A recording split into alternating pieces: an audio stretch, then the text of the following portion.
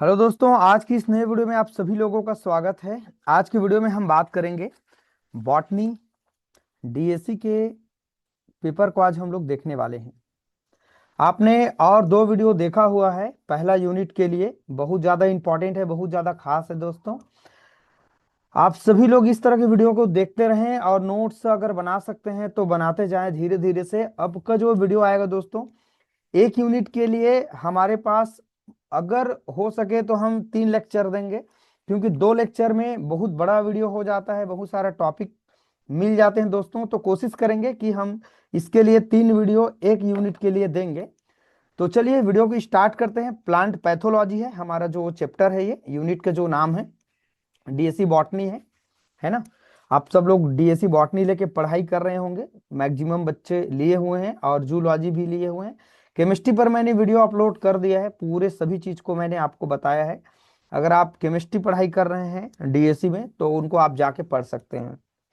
ठीक है स्टूडेंट, चलिए वीडियो को हम लोग स्टार्ट करते हैं। प्लांट पैथोलॉजी क्या होते हैं समझते हैं। पहला हमारा टॉपिक है nature and the concept of disease in plants. क्या होते हैं प्लांट पैथोलॉजी? पौधा जो रोग होते हैं, पौधा रोग विज्ञान। पौधों में रोग का स्वरूप और अवधारणा क्या होते हैं, इंट्रोडक्शन थोड़ा हम समझते हैं। देखें, इंट्रोडक्शन ही इनका। रोग विज्ञान वह शाखा होता है जो पौधों में होने वाले रोगों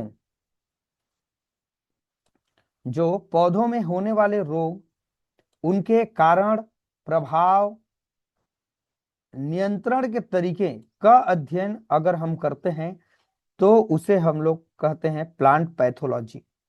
इंग्लिश वाले जो बच्चे होंगे वो इंग्लिश में पढ़ सकते हैं। ठीक है, इसमें कुछ हमारे पास जो प्लांट होते हैं, ठीक है, उनको अलग अलग हम बीमारी से जानते हैं, उनके अलग अलग फंक्शन होते हैं, उसमें अलग अलग डिसीज होते हैं। ठीक है, अब स्टूडेंट यहाँ पर हम देखते हैं इनका डेफिनेशन क्या है प्लांट डिसीज का। पौधा रोग में जो इनकी परिभाषा है, पौधा रोग का परिभाषा क्या है वो समझते हैं। देखें यहाँ, इसका अर्थ है पौधों की सामान्य संरचना, विकास और कार्य में बाधा डालने वाली असामान्य स्थिति होती है। इसे हम लोग पौधों की रोग कहते हैं, है ना। इसका अर्थ क्या है? पौधा रोग वह होता है जिसमें पौधों की सामान्य संरचना, विकास और कार्य में बाधा डालने वाले असामान्य स्थिति को हम लोग कहते हैं प्लांट पैथोलॉजी। इसे सन 1909 में इडवार्ड द्वारा बताया गया था इस परिभाषा को।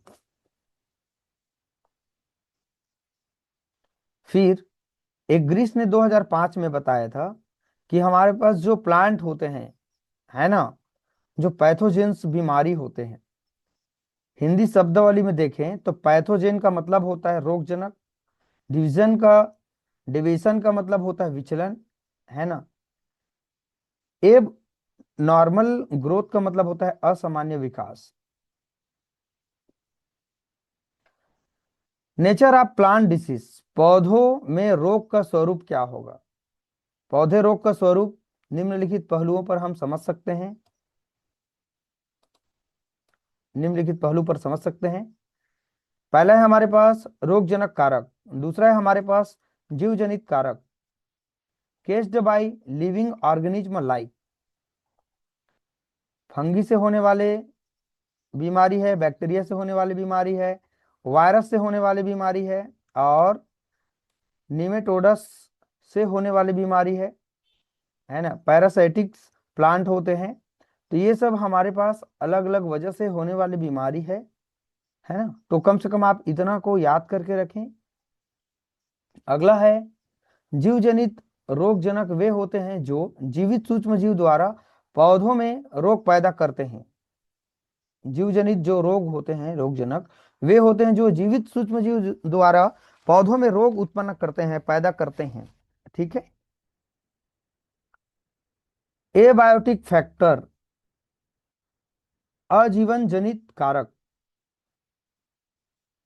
न्यूट्रिएंट्स डेफिशिएंस आते हैं, वाटर स्ट्रेस आते हैं, टेम्परेचर आते हैं, ये सब इसके अंतर है। और देखते हैं यहाँ पर अजीवन जनित रोग, पर्यावरण असंतुलन, पोषण की कमी और जल तापमान से उत्पन्न होती है। इनके सिम्टम है, लक्षण है। क्या क्या लक्षण है? जैसे कि पत्तियों का पीला पड़ना, ऊतक का मृत्यु होना, मुरझा जाना, ये सब इसके लक्षण है। असामान्य वृद्धि है, गेल्स है, ट्यूमर्स है ना, स्टोन है, ग्रो है, और स्टोन ग्रो है। स्पोर्ट्स स्पोर्ट या लेसियन मतलब दाग या घाव बनना। ठीक है। लक्षण अगर देखें तो रोग के संकेत जो पौधों की सामान्य संरचना और क्रियाओं में बदलाव दिखाते हैं, इनका साइन है। रोगजनक संकेत है अलग अलग तरीके से। कुछ इंग्लिश नाम भी मिलते हैं हमारे पास जो बीमारी का नाम वगैरह है। आपको थोड़ा मेहनत करना पड़ेगा। इस बार का जो बॉटनी है ना, थोड़ा फिर टफ है बच्चों। जूलॉजी केमिस्ट्री के कंपैरिजन में सबसे सरल इस बार का केमिस्ट्री है। आप लोग जब शुरू में पढ़ रहे थे तो आप लोगों को बॉटनी बहुत इजी लगा था फोर्थ सेमेस्टर में, है ना। उसके बाद आप उसी टाइप का देखे थे जूलॉजी को, और हार्ड देखे थे थोड़ा से केमिस्ट्री को। लेकिन इस बार केमिस्ट्री इजी है, अब बॉटनी थोड़ा हार्ड है, थोड़ा फिर ज्यादा नहीं। डिजीज साइकिल, रोग जनक क्या होते हैं? तो यहाँ पर संक्रमण होता है, प्रवेश होता है, फिर संक्रमण पैथोजेन के द्वारा मल्टीपल होते हैं, उनका इन्फेक्शन होता है। ठीक है। फिर डिसीज जो होते हैं वो डेवलप होते हैं, रोग का विकास होता है, सिम्टम्स अपेयर्स होते हैं, और फिर प्रसार होता है। उनका एग्जाम्पल है हमारे पास विट मतलब जो गेहूं होते हैं ना, उसमें रस्ट रोग होते हैं स्पोर के द्वारा, है ना। तो इन्फेक्शन होता इन्फेक्ट करते हैं पहले उनके पत्ती को। ठीक है। इस तरह से ये अपना प्रभाव दिखाते जाते हैं। लास्ट में इनके जो पत्ती होते हैं ना, वो क्या हो जाते हैं, बहुत ज्यादा इन्फेक्टेड हो जाते हैं। रोगों का वर्गीकरण फिर है रोगजनक के आधार पर। कैसे इनको डिवाइड किए गए हैं, ये अलग अलग तरीके से हैं, देख सकते हैं आप सब लोग। फंगल के द्वारा, बैक्टीरियल के द्वारा, वायरल के द्वारा, और निमेटोडा के द्वारा। तो ये अलग अलग प्रकार की बीमारी होते हैं। रस्ट, स्मूथ और बैक्टीरियल, विल्ड, ब्लाइंड, ये सब इनके अलग अलग रोग के नाम हैं। कवक जनित रोग है, ये जीवाणु जनित रोग है, और ये विषाणु जनित रोग है, और नेमेटो टोड जनित रोग है। ठीक है। और अगला है हमारे पास अजीवन जनित रोग के संक्रमण के आधार पर। तो ये है हमारे पास स्थानीय संक्रमण, समग्र संक्रमण, और तीव्र रोग, दीर्घकालिक रोग। ये अलग अलग यहाँ पर बीमारी होते हैं। हिंदी वर्ड को आप सब बच्चे लिख लेंगे, इंग्लिश वाले बच्चे इंग्लिश को। पौधों रोग की अवधारणा क्या है? Concept of the plant disease. Disease is a dynamic interaction between three factor. इनके तीन फैक्टर है। जो होस्ट होता है जिस पर वो अपना बीमारी शो करते हैं, उसे हम लोग क्या कहेंगे? होस्ट कहेंगे। पैथोजेन क्या है? जो रोग फैलाते हैं। और इन्वायरमेंट जो होते हैं वो उस पर क्या डालते हैं? प्रभाव डालते हैं। तो ये तीन इनके भाग होते हैं पौधा रोग की अवधारणा के आधार पर। रोग तभी विकसित होता है जब रोगजनक उपयुक्त मेजबान और अनुकूल पर्यावरण पर एक साथ मौजूद होते हैं। मतलब जो बीमारी फैला रहा है, जिसके ऊपर फैला रहा है, और उसके अकॉर्डिंग अगर पर्यावरण है तो निश्चित रूप से बीमारी फैलाता है। अब इनका महत्व भी कुछ है।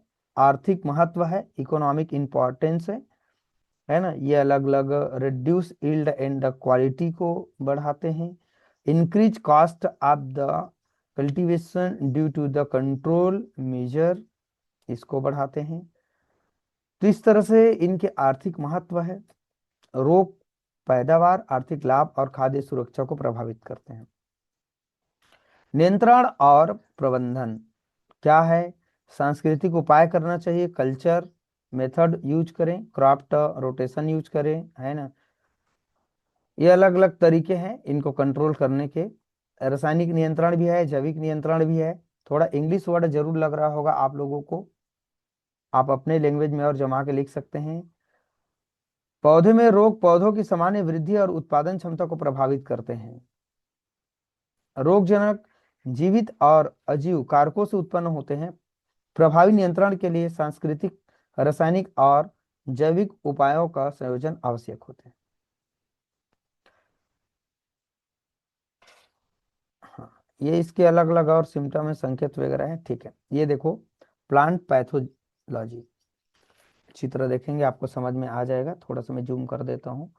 ठीक है, ये इस तरह से एक प्लांट है, उस पर इफेक्ट कर रहे हैं उनके पत्तियों को, जड़ को, फिर ये पर्यावरण प्रभाव डाल रहे हैं इस पर।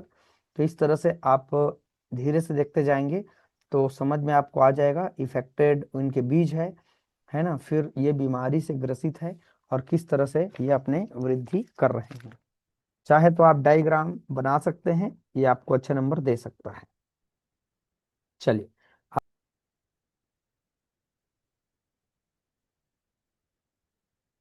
चलिए स्टूडेंट, अब इसके बाद हम लोग इसके दूसरे टॉपिक को समझते हैं। पादप रोग विज्ञान का इतिहास एवं विकास को हम समझते हैं। पादप रोग विज्ञान कृषि विज्ञान की वह एक महत्वपूर्ण शाखा है जिसमें पौधों में होने वाली रोग, उनके कारण, उसके लक्षण और पैथोजेनेसिस, रोग के प्रसार तथा नियंत्रण के उपायों का वैज्ञानिक अध्ययन किया जाता है। पौधे मानव जीवन के लिए भोजन, वस्त्र, औषधि, है ना, और आवास, पर्यावरण संतुलन का आधार है। अतः पौधों का स्वस्थ रहना मानव सभ्यता के अस्तित्व के लिए अनिवार्य है। बिना पौधों के हमारा जीवन चल ही नहीं सकता दोस्तों। तो पौधों को सुरक्षित करना हमारा जिम्मेदारी होना चाहिए। मानव सभ्यता के विकास के साथ साथ पादप रोगों की समस्या भी उत्पन्न हुई है। प्रारंभ में इन रोगों के कारण अज्ञात थे और इन्हें जो देव का प्रकोप, अभिशाप या प्राकृतिक आपदा माना जाता था। समय के साथ वैज्ञानिक सोच, प्रयोगात्मक विधियों तथा तकनीकी प्रगति के कारण पादप रोग विज्ञान का विकास हुआ है और यह एक स्वतंत्र एवं सुव्यवस्थित विज्ञान के रूप में स्थापित हुआ है। अब इनकी अवधारणा देखते हैं। आप लोग इसको थोड़ा वीडियो को रोकते जाना और इसको थोड़ा से इनकी अवधारणा को आप लोग पढ़ते जाना। प्राचीन काल में पादप रोग की अवधारणा क्या थी? प्राचीन सभ्यता। पादप रोग के सबसे प्राचीन उल्लेख विश्व की विभिन्न प्राचीन सभ्यताओं में मिलते हैं। ठीक है, तो ये देख सकते हैं पुराने समय में 3000 ईसा पूर्व में मिट्टी की तख्तियों पर फसलों की रोग, झुलसना और उत्पादन हानि का वर्णन मिलता है। अच्छा, पुराने समय की बात कर रहे हैं। तो ये इनके पूरे इतिहास है। थोड़ा से वीडियो को आप लोग रोकना, मैं आपको एक एक बताऊंगा तो भी आप उतने अच्छे से क्लियर नहीं समझ पाएंगे, लेकिन आप एक बार वीडियो को रोक लेंगे तो ये इतिहास वाले चीज को आप अच्छे से कवर कर सकते हैं। ठीक है, चलिए, और मैं थोड़ा सा आपको अलग अलग शताब्दी में अलग अलग तरीके से इसके बारे में बताया गया है, इसको आप सब लोग देख लेंगे। ठीक है, इसको मैं इसलिए नहीं एक एक पढ़ा रहा हूँ स्टूडेंट, क्योंकि ये आप ही के लिए है। आपको मैं नोट्स अच्छा से दे रहा हूँ, इसको आप अच्छे से पढ़ते जाएं, देखते जाएं, सीखते जाएं। राइट, ये कवक, जीवाणु, विषाणु, सूत्रकृमि, परजीवी, पुष्पीय पौधे, रासायनिक नियंत्रण, ये सब है ना।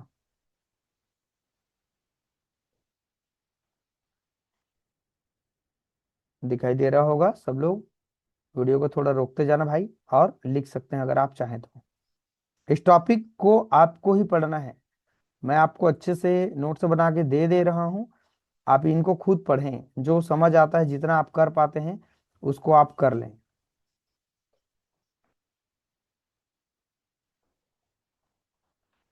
हाँ, इसको कम भी कर सकते हैं आप थोड़ा से, लंबा टॉपिक है थोड़ा से।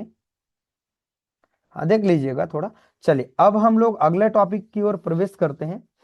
21वीं शताब्दी में पादप रोग विज्ञान और उनके नवीन रुझान को समझना है, इसकी प्रस्तावना है। 21वीं शताब्दी में पादप रोग विज्ञान केवल रोग पहचान और नियंत्रण तक ही सीमित नहीं रहा, बल्कि यह अब मॉलिक्यूलर बायोलॉजी, है ना, जीनोमिक्स और बायो इन्फॉर्मेटिव,